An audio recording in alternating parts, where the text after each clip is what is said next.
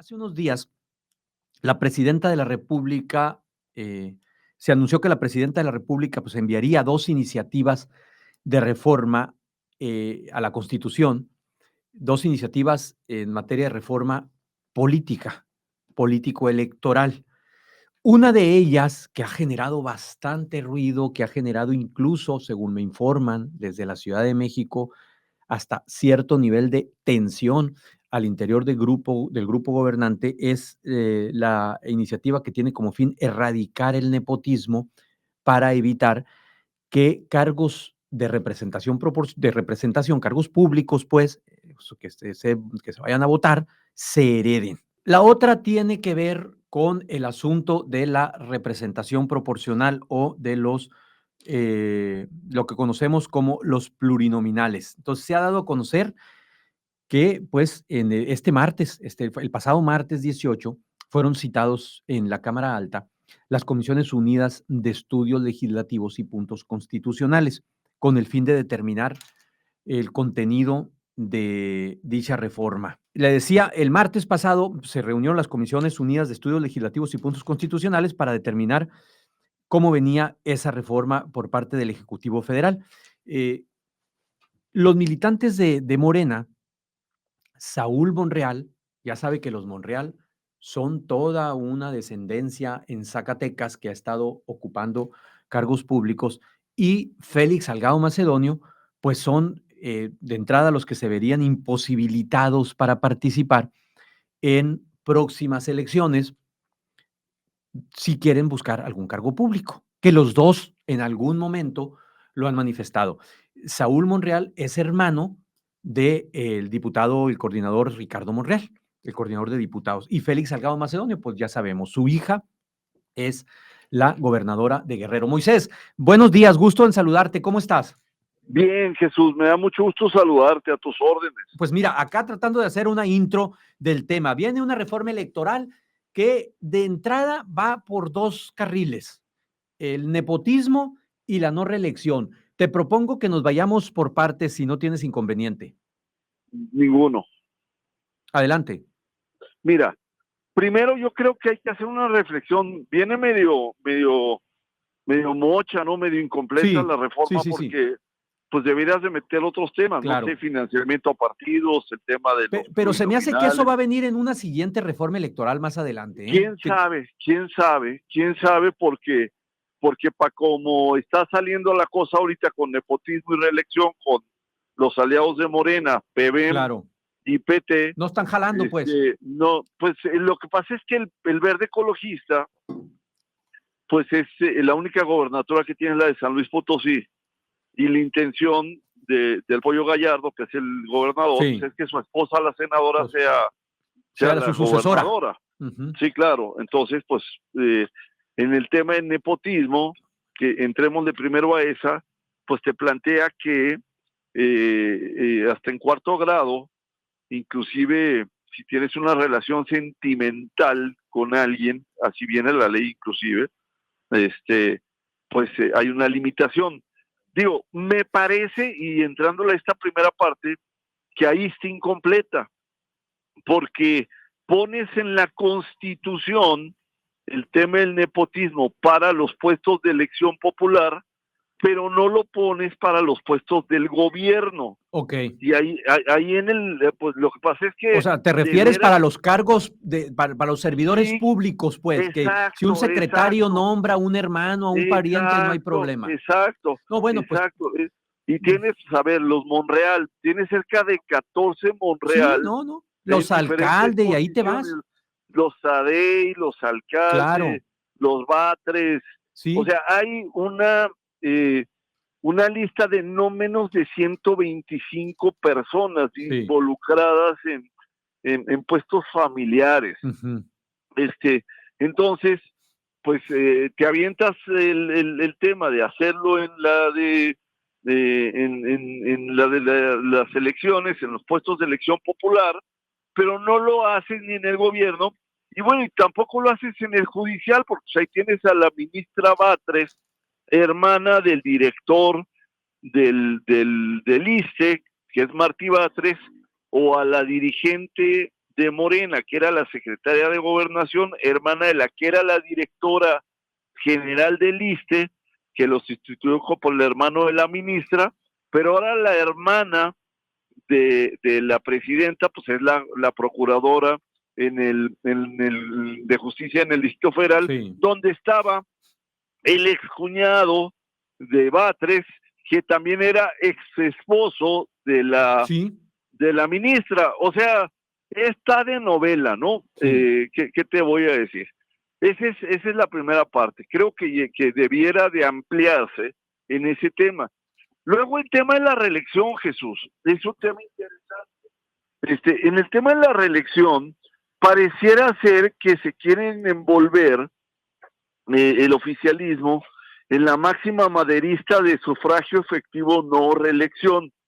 Y al principio pudieses entenderlo como algo histórica y patrióticamente fundamentado.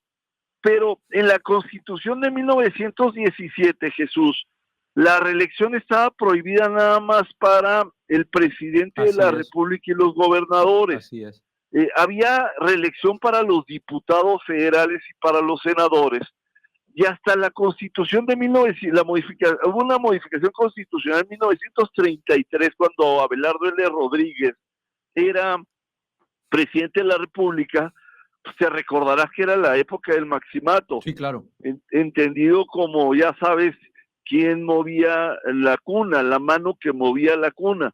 Entonces, precisamente para evitar que hubiese un fortalecimiento del poder legislativo, se determinó establecer que no hubiera reelección para que hubiese un nuevo cambio. Eso beneficia a regímenes autoritarios, Jesús, porque entonces tienes chance de cambiar toda la baraja cada 3 años.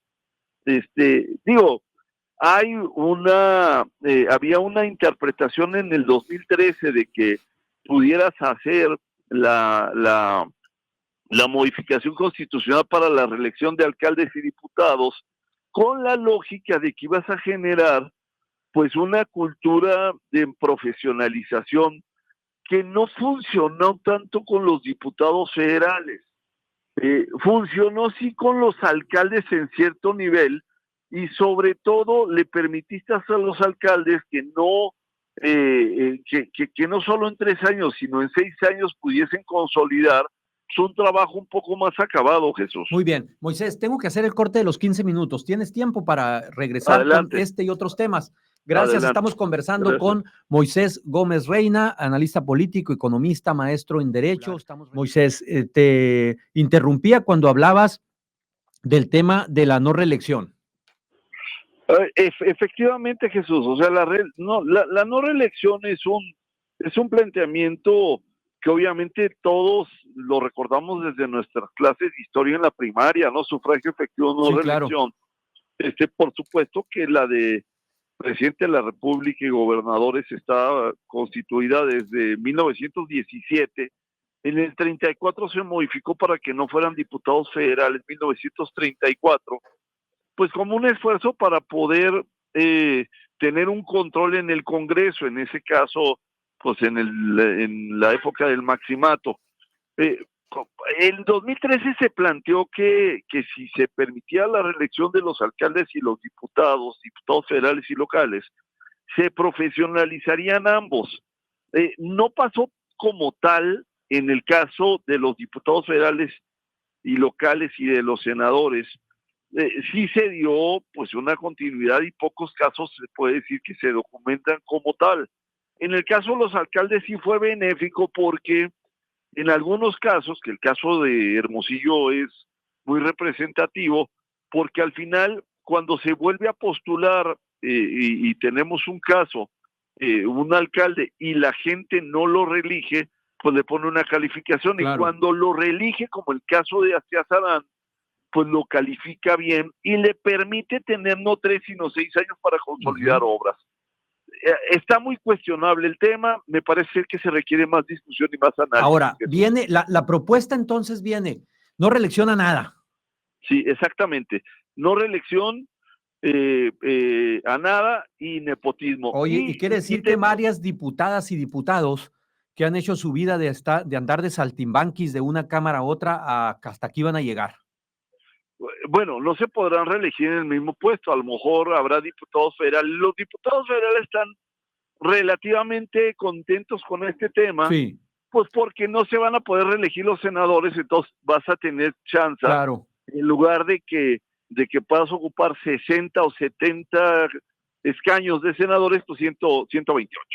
Ese tema es importante. Bien, oye Moisés, de esta idea que ya se había hablado, de la posibilidad de que viniera una parte en la reforma de que los estados que tengan, y digo, se había hablado pues así en columnas periodísticas básicamente, de que los estados que son gobernados actualmente por mujeres y que tengan elección, los partidos en aras esto de las alternancias de género, los partidos manden hombre y viceversa, los estados que son gobernados por varones, que los partidos manden mujeres. De eso no viene absolutamente nada en la reforma. No viene nada y es un tema pendiente. Hay un lineamiento en el INE que establece eso y bueno, y hay jurisprudencia y hay resoluciones del Tribunal Electoral del Poder Judicial. Me parece que será un tema que se tendrá que discutir, así como el de la sobrerepresentación, Jesús. Ese es el otro asunto que quería hablar contigo, el tema de la sobrerepresentación. A ver, ¿qué es la sobrerepresentación? ¿Por qué, por ejemplo, el partido en el poder, que tuvo el 54% de la votación, tiene el 74% en el Congreso? Exacto. ¿Por qué? Porque hay una interpretación constitucional que te permitía utilizar hasta el 8% para compensar representación, pero mañosamente se ha utilizado en el pasado y se utiliza en el presente, y entonces un partido que tiene 54% de los votos o una coalición como es la de Morena, que tiene 54% de los votos, tiene 70-75% de los senadores y de los diputados, lo que les permitió, además, con la adquisición de Yunes y todos los demás senadores y diputados que saltaron para el oficialismo en un ejercicio de pureza interna y externa, bueno, pues lograron tener la mayoría calificada. Ahora me parece que está pendiente hacer una reforma constitucional para el tema de la sobrerepresentación, para que elimines ese 8% que mañosamente le da la oportunidad para generar mayorías artificiales, Jesús. A mí me parece que debe de haber una sobrerepresentación no máxima del 1% y no del 8%, porque el 1% sí te permite que esas fracciones que eventualmente pueda ganar un partido o una coalición sean representadas con el número de curules o de escaños en Cámara de Diputados y Senadores respectivamente, Jesús. Pero ¿cómo se hizo el oficialismo de esa mayoría? ¿Cómo se infló esa? Es que es muchísimo, sí es cierto. En ocasiones anteriores había una sobrerepresentación, pero entiendo que no tan alta como la de ahora. No llegaba al 8%, no llega, o sea, hoy, por ejemplo, ganas, lo que pasa es que distribuyeron, tuviste el 54% de los votos y tienes el 74-75% de las posiciones. Son 20 puntos. ¿Cómo lo hicieron? Bueno, pues primero, a los 3 días de las elecciones, Luisa María Alcalde, en una conferencia mañanera del lado de López Obrador, salió a proponer cómo iba a ser la distribución oficiosa e ilegalmente. A partir de eso, al PT, al PBM y a Morena y al PES, en el caso de los diputados federales, se les asignó en algunos casos 8, en otros 6 y en otros 5% para llegar a este 20% artificial que tienen tanto en la Cámara de Diputados como en el Senado. Es decir, mañosamente en la Cámara de Diputados lograron la mayoría absoluta, que es lo que le permite votar leyes constitucionales. En el Senado les faltaban 3 senadores. Sí, fueron por ellos. Ya los tienen, fueron obviamente. Por ellos. Ya fueron por ellos.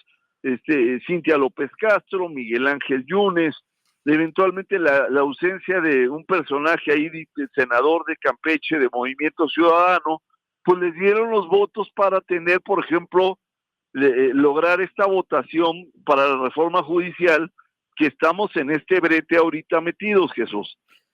Ahora, si hay una reforma constitucional necesaria en materia electoral, es la de la sobrerepresentación Sí. y subrepresentación. ¿Por qué?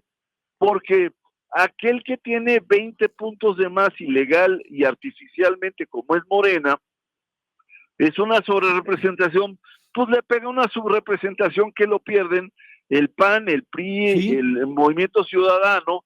Esos partidos perdieron esos 20 puntos y perdieron esas posiciones por esa interpretación artificial de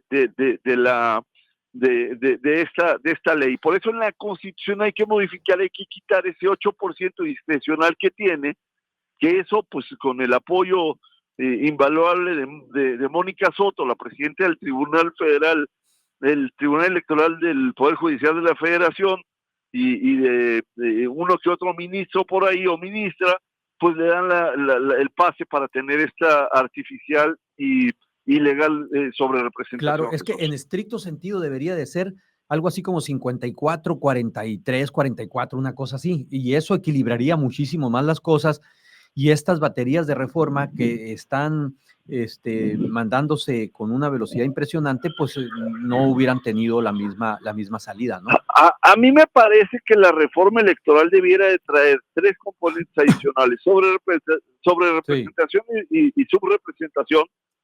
El tema de cómo escoges a los plurinominales. Sí. Sí, porque puede ser por lista, pero también puede ser por el segundo mejor ganador. Claro, es decir, como se hace en el Senado. Exacto. O sea, si eso lo haces, pues vas a apoyar la representación proporcional. Sí, claro. Como un de gente, o sea, que votó por ese en segunda opción. Don Jesús Reyes Heroles en 1976 hizo una reforma que se llamó la Ley de Organizaciones Políticas, la LOPE. La LOPE, sí. Y procesos electorales. La LOPE le abrió la puerta para que el PSUM en ese entonces, el PMS, el PFCRN, después el partido del ferrocarrilero, aquel que le dio el triunfo a Cuauhtémoc Cárdenas, pudiesen entrar. Las reformas electorales se hacen siempre de la mano de los opositores. Sí, claro. ¿Por qué? Porque eso te da un ánimo democrático. No hay reforma electoral que se haga a partir del poder. Cuando haces una reforma electoral desde el poder, lo que se traduce es en autoritarismo, Jesús. Moisés, te agradezco muchísimo, como cada sábado, que nos ayudes a ponerle una mirada al contexto nacional. ¿Dónde te podemos leer? ¿Dónde te podemos seguir? En X, @GomezReina, y aquí contigo todas las semanas. Muy agradecido. Un abrazo, Jesús. Un abrazo y mucha suerte a tus Pumas que juegan hoy, ¿no? Así es. Ganaremos nuevamente. Abrazo, buen fin de semana. Gracias.